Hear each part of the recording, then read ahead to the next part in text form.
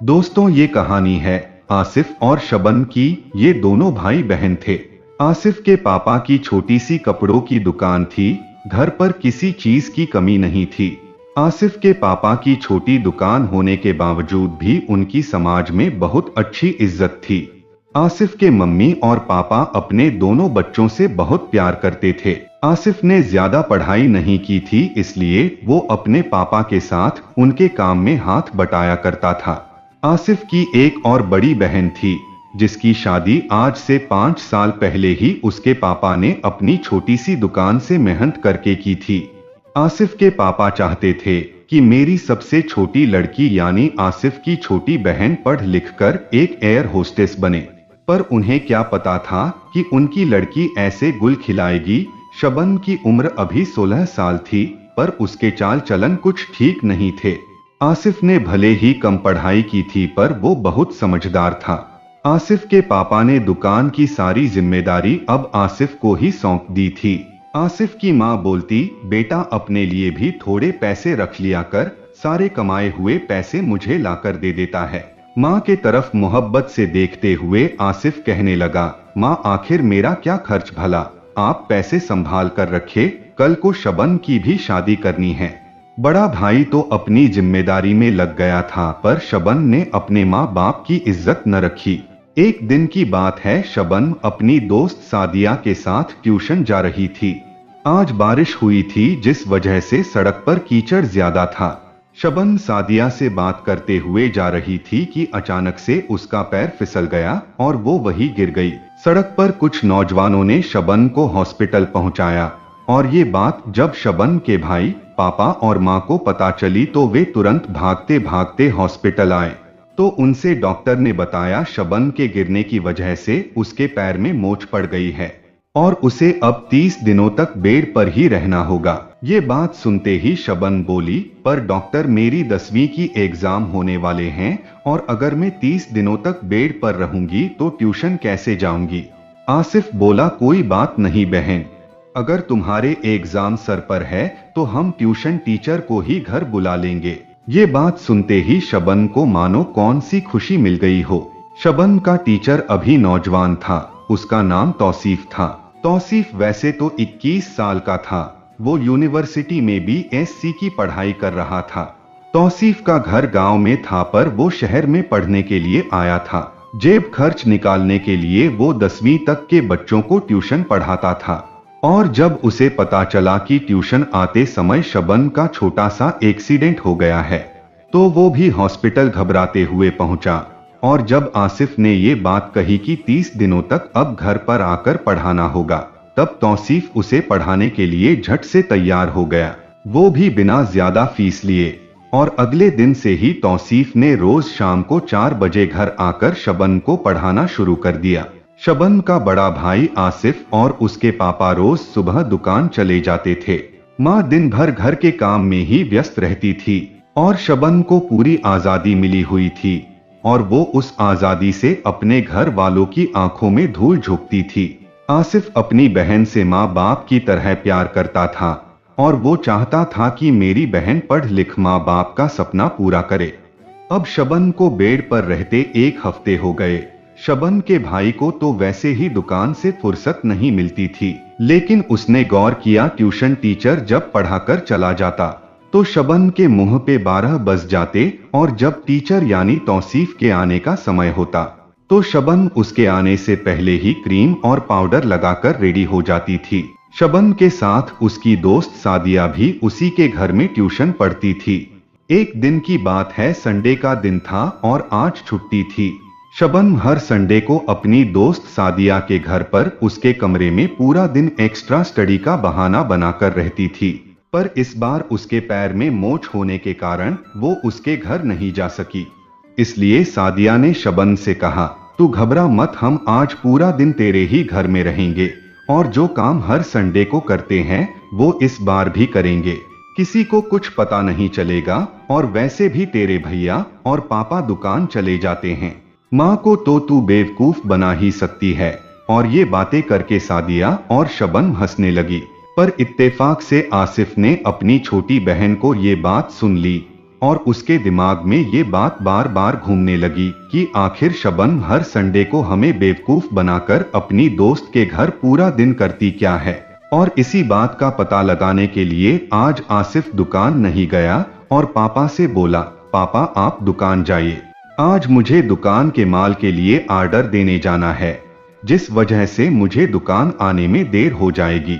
और ये बात कहकर आसिफ सबको दिखाकर घर से गाड़ी लेकर निकल गया और 5 मिनट बाद घर के पीछे वाली गली में अपनी गाड़ी खड़ा करके चुपके से अपने घर में घुसकर अपनी बहन शबनम के कमरे की बगल वाली सीढ़ी में छुप गया।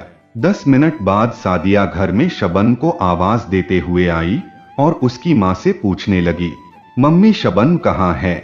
शबनम अपने कमरे में सो रही थी। माँ ने बोला, बेटा वो कमरे में ही है। सादिया खुश होकर कमरे में चली गई और अपने जेब में से उसने मोबाइल निकाला और शबनम से बोली, ये ले शबनम, बेचारा वो तड़प रहा है, जल्दी से उससे अपना हाल बता, नहीं तो वो मर जाएगा। सुबह से उसने मुझे परेशान कर रखा है, पर मैं तो तेरे भैया और पापा के जाने का इंतजार कर रही थी। शबनम बोली, अरे बेवकूफ, भैया तो आज दुकान का माल का ऑर्डर देने के लिए शहर से बाहर गए हुए हैं और उन्होंने पापा को पहले ही दुकान भेज दिया था। और तू घबरा मत, मैं तो अभी माँ को बेवकूफ बनाकर सर में दर्द का बहाना कहकर उनसे दवा मंगाने के लिए उनको भी भेज दूंगी। यह बात सादिया सुनती है तो बोलती है, वाह शबनम, तेरे चालबाज दिमाग का तो जवाब नहीं। शबनम के कमरे के बगल की सीढ़ियों पर खड़ा होकर आसिफ अपनी बहन की ऐसी नीच हरकत को सुन लेता है। आसिफ को इस वक्त इतना गुस्सा आता है कि बस उसे मन करता है अपनी बहन को जाकर एक थप्पड़ लगाए और बोली, तुझे हमारी बसेरा भी परवाह नहीं किया। लेकिन आसिफ देखना चाहता था कि आखिर यह हर संडे को करती क्या है और यह माँ को बेवकूफ बनाकर बाहर क्यों भेजना चाहती है। आसिफ यह सारा माजरा समझना चाहता था, इसलिए वह मुंह बंद करके चुपचाप यह सारा खेल देख रहा था। कुछ देर बाद शबनम सर के दर्द का बहाना लिए बाथरूम में जाती है। माँ बाथरूम में कपड़े धुल रही थी। शबनम बोलती है, मम्मी मम्मी, मेरे सर में बहुत ज्यादा दर्द हो रहा है। मैंने अभी सर पर शादियां से तेल रखवाया है, पर जरा भी आराम नहीं मिल रहा है। मैं चलने के हालत में नहीं हूँ, इसलिए आप बाहर के मेडिकल स्टोर से मेरे लिए दवा ले आइए। शबनम की माँ जब यह बात सुनती है तो वह घबराते हुए बिना कुछ किए पैर में चप्पल डालती है और घर से जाते हुए बोलती है, बेटा मैं घर से जा तो रही हूँ, पर तुम दोनों लड़कियां अकेली हो, अंदर से दरवाजा नहीं बंद कर लेना। और यह कहकर वह चली जाती हैं। शबनम और शादिया उन्हें दरवाजे से देखती है। जब वह कुछ दूर तक चली जाती है तब वह दरवाजा बंद करके अपने कमरे में जाती है और शबनम सादिया से बोलती है, जल्दी से अपना फोन निकाल और मुझे दे, मुझे बर्दाश्त नहीं हो रहा। वह दोनों सोचती है कि घर में अब उन दोनों के अलावा और कोई नहीं, लेकिन उन्हें क्या पता था कि उनका बड़ा भाई आज यह सारा खेल देख रहा है। आसिफ कमरे के बगल की सीढ़ियों पर खड़ा होकर शबनम के कमरे में उसके जंगले के सहारे देखता है। शबनम सादिया के फोन से किसी को कॉल लगाकर बोल रही होती है, हेलो कैसे हो आप, मुझे देखे बिना कहीं आपकी जान तो नहीं निकल गई। इत्तेफाक से शादिया ने फोन की आवाज बढ़ाया हुआ था ताकि शबनम जो बात करें वह सादिया भी सुन सके। और जब शबनम ने इतनी बातें कहीं तो उधर से जवाब आया कि क्या हुआ, इस संडे मुझे बुलाने का इरादा नहीं है क्या? और वह तुम्हारा खड़ूस बड़ा भाई वो तो घर से चला गया है ना? शबनम बोली, मैंने पूरा घर खाली कर दिया है, बस आपका इंतजार है। इतनी बात होते ही उधर से आवाज आई, ठीक है, बस आप 5 मिनट इंतजार कीजिए, मैं फटाक से अपनी बाइक से आता हूँ। शबनम और सादिया के फोन रखने के कुछ देर बाद ही वो आ गया।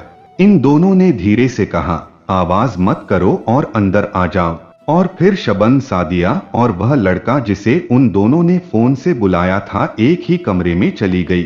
शबनम ने उसे अपने बेड पर बैठाया और सादिया से बोली, तुम जाओ और हम दोनों के लिए किचन में चाय बना कर ला। सादिया हंसते हुए दरवाजा बंद करके चली गई। अब अंदर शबनम और वो लड़का ही था। शबनम की इतनी कम उम्र थी, लेकिन फिर भी वो उस लड़के से बड़ों के जैसी बातें कर रही थी। अब वह ठहरे लड़का वह भी कहाँ मानने वाला था। वह भी शबन के गालों पर हाथ फिर की बातें कर रहा था, पर सीढ़ियों पर खड़ा उसका भाई उस लड़के के चेहरा नहीं देख पा रहा था, क्योंकि जिस जंगले में से देख रहा था उधर से सिर्फ उस लड़के की पीठ ही दिख रही थी। वह दोनों बातें कर ही रहे थे कि इतनी देर में शादिया चाय बनाकर ले आई। चाय पीने के बाद शादिया के फोन पर उसके मम्मी का फोन आने लगा और वो कहने लगी, बेटा बेटा तू घर आ जा, तेरे पापा किसी काम से गए हुए हैं और मैं घर में अकेली हूँ, घर में थोड़े काम है, सहेली से तो बाद में भी मिल सकती है, अभी मुझे जरूरत है, तू घर आ जा। इतनी बात होते ही शादियां अपने घर में चली गई। अब घर में सिर्फ वह लड़का और शबन ही थे। आसिफ को अपनी बहन का ऐसा रूप देखा नहीं जा रहा था और वह लड़का धीरे धीरे शबन के करीब आ रहा था और उस लड़के ने जैसे ही शबन की गर्दन के नीचे हाथ बढ़ाए, यही था कि पीछे से आसिफ में आकर उसका हाथ खींच लिया और उसे एक थप्पड़ जैसे लगाया तो उसका चेहरा देखकर बिल्कुल हैरान हो गया। आसिफ के पैरों तले जमीन खिसक गई। आसिफ ने एक थप्पड़ मारा और बोला, साले तू ऐसा निकलेगा, मुझे मालूम नहीं था और आपको भी जानकर हैरानी होगी, वह कोई और नहीं, वह तो शबन का टीचर ही था। आसिफ पहले से ही हटा कटा था और उसने जोर से 2 थप्पड़ उस टीचर को लगाया और बोला, बोल इससे पहले मेरी बहन के साथ क्या क्या किया है। तो वह डर के मारे सारी पोल खोलने लगा। उसने बताया, यह जो तुम्हारी बहन है वह मेरे वहां पढ़ने नहीं बल्कि वह मेरे साथ तो अय्यासियां करने आती है और मैं इसी से शादी करूंगा।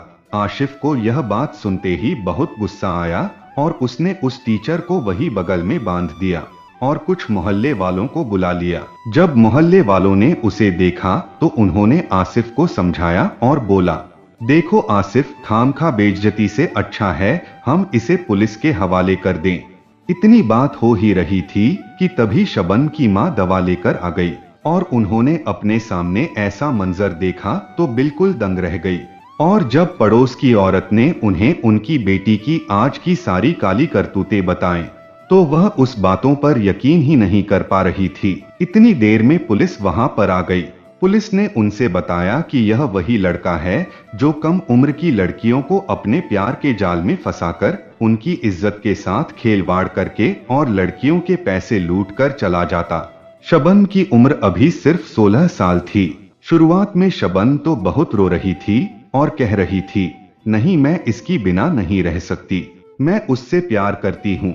लेकिन बात जब बाद में पुलिस और मोहल्ले वालों ने उसकी करतूत बताई तो वह उसे छोड़ने के लिए तैयार हो गई और उसने भी पुलिस से खुलकर बताया कि जब मैं ट्यूशन जाती थी तो यह मुझे पढ़ाता नहीं था बल्कि यह मेरे साथ बदतमीजी करता था।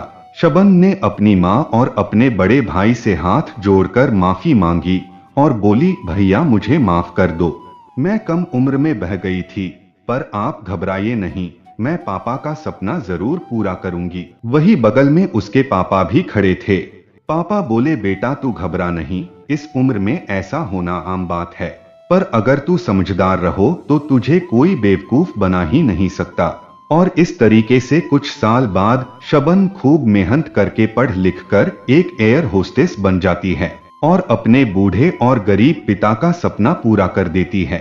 तो दोस्तों, इस कहानी से हमें यह सीख मिलती है कि लड़कियां अगर चाहे तो कुछ भी कर सकती है। और अगर मेरी यह कहानी कोई लड़की सुन रही है तो मेरी आपसे एक यही गुजारिश है, आप कभी डरे नहीं और ऐसे झूठे प्यार करने वाले लड़कों से दूर रहें जो कि आपको प्यार का झांसा देकर लूट सकते हैं। लड़कियों को हमेशा हर मुसीबत का डट के सामना करना चाहिए और किसी भी जुल्म का शिकार ना बने। तो दोस्तों, ये कहानी आप लोगों को कैसी लगी कमेंट करके जरूर बताइएगा। धन्यवाद।